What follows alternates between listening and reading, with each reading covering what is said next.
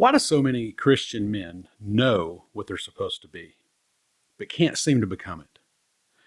Think about it. We've got books, we've got podcasts, we've got conferences, and they're called things like Iron Sharpens Iron and Man Up. We've heard the sermons, we've all nodded along, we've even said amen. And yet, something's not right. Marriages, they're still struggling. Kids, still drifting. Men are still stuck in the same cycles that they were for the last 5, 10 years. What if the reason most men fail at godly manhood isn't what we've been told?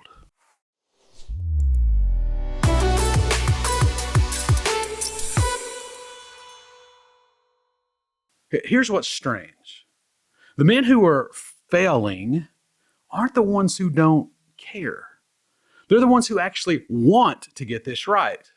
They're the ones reading the books on leadership. They're trying to have family devotions. They're attempting to be more present, more patient, more manly. And yet, they keep hitting the same wall over and over again. Listen, I've talked to countless men as a pastor, and I keep hearing the same thing. I know what I should be doing. I just can't seem to do it. It's almost like there's some sort of hidden barrier, something nobody's talking about that keeps good men stuck in a mediocre manhood. I think I know what it is. And once you see it, it's going to change everything. Let me take you somewhere for a second. Imagine you decide you want to get in shape.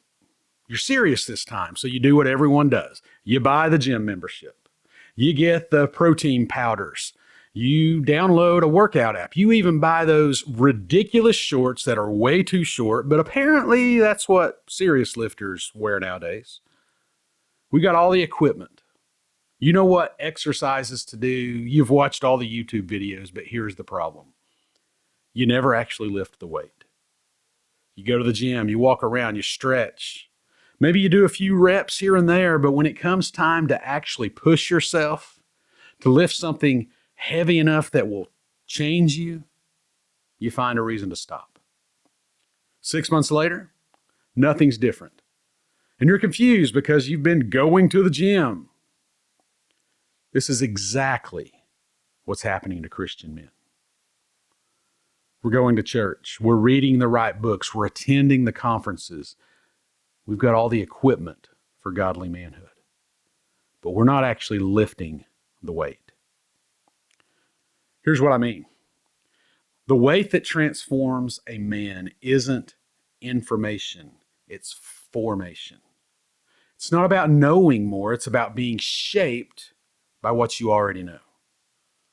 Scripture's clear about this.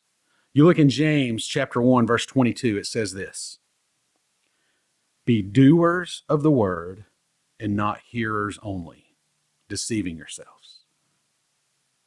Did you catch what James said?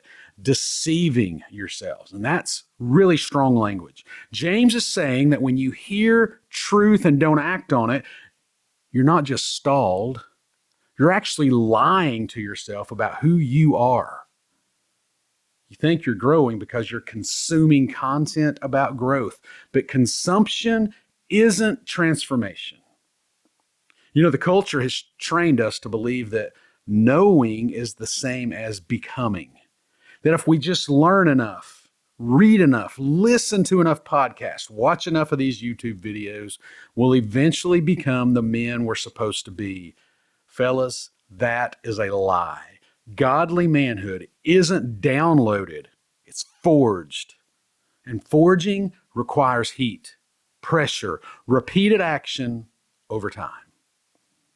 Hey, if you're listening to this and it's hitting home for you, if you're realizing you've been stuck in this learning loop, you're exactly who this channel is for. God Made Man is not about giving you more information. We're about helping you become the man God created you to be. So if you haven't already, hit that subscribe button, tap the bell so you won't miss what's coming next. Because we're just getting started, so let's jump back into it. Here's the real problem. It's not that men don't want or know what godly manhood looks like. It's that we become, or we've replaced the hard work of becoming. We've replaced it with the comfortable habit of learning about becoming. And that's not an accident. You know, the enemy loves an educated man who never acts. He loves a Christian who can quote verses about leadership but won't lead his family in a prayer. He loves a husband who's read 5 books on loving his wife but still won't apologize when he's wrong. Do you see it?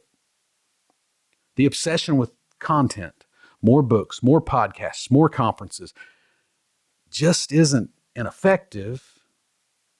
It's a clever substitute for the one thing that actually changes us: obedience.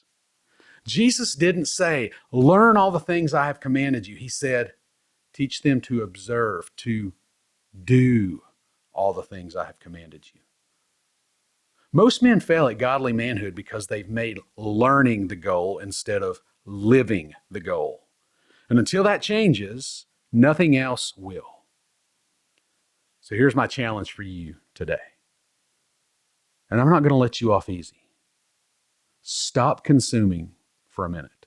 Just stop. Ask yourself, what is the one thing I already know I should be doing?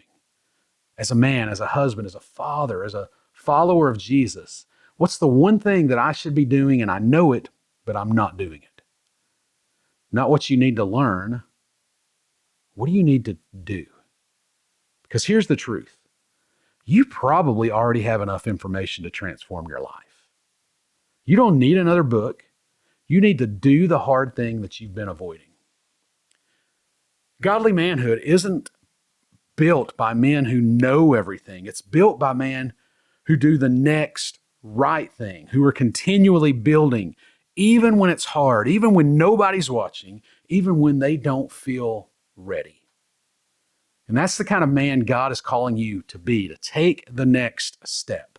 Not to have it all right, but to continually be growing in your biblical manhood in the way that you follow Jesus. So the question is this: will you actually become that man?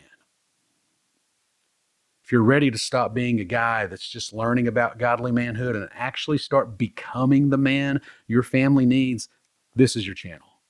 It's not just about learning, it's about growing or about doing. So hit subscribe if you haven't already and drop a comment below. What is the one thing you already know you need to do? Men, let's hold each other accountable. Let's be better, godly men for our families.